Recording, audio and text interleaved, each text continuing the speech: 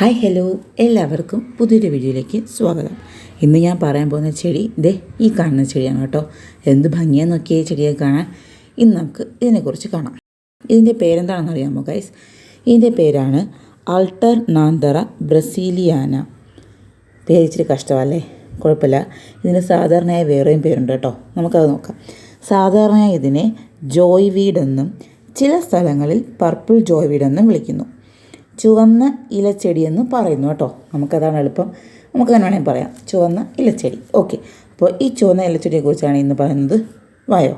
ഇത് പ്രധാനമായും തോട്ടങ്ങളിലെയും ഹോം ഗാർഡൻസിലെയും അതിരുകൾ അലങ്കരിക്കാനാണ് കൂടുതലും ഉപയോഗിക്കുന്നത്. കാരണം ഇതിങ്ങനെ പറ്റി പടർന്ന് കിടക്കും, ഇങ്ങനെ അതിരുകളുടെ സൈഡിൽ. ഇത് കാണാൻ ഭയങ്കര ഭംഗിയാണ് കേട്ടോ. തിളക്കമുള്ള പർപ്പിൾ, കറുപ്പ് ചേർന്ന പിങ്ക് നിറമുള്ള ഇലകളാണ് കേട്ടോ ഇതിനുള്ളത്.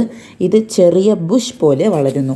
ഇതിനെ തൈകളായും ഗ്രൗണ്ട് കവർ രൂപത്തിൽ നമുക്ക് എളുപ്പത്തിൽ വളർത്തിയെടുക്കാം. അതുമാത്രമല്ല, ഇത് എളുപ്പത്തിൽ പടരുന്ന ഒരു ചെടിയാട്ടോ.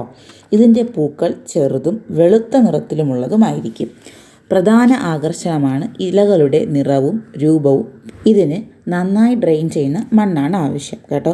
ഇടയ്ക്കിടയ്ക്ക് മണ്ണ് നനഞ്ഞോ വരണ്ടോ എന്നൊക്കെ പരിശോധിക്കുക. പോട്ടിലിട്ട് ഇൻഡോർ ആകൃതി ചെടിയായും വളർത്താം കേട്ടോ. ചില ജാതികൾ ഔഷധ ഗുണങ്ങൾക്കായും ഉപയോഗിക്കുന്നു. തണുത്ത കാലാവസ്ഥയിൽ ഇതിൻ്റെ വളർച്ച കുറയും കേട്ടോ. ഇനിയും ഇതുപോലെ വ്യത്യസ്തമായ ചെടികളുടെ വിശേഷങ്ങൾ അറിയാൻ എൻ്റെ ചാനൽ സബ്സ്ക്രൈബ് ചെയ്യൂ. ചെടികൾ ഇഷ്ടമുള്ളവർ ലൈക്ക് ചെയ്യാൻ മറക്കരുതേ.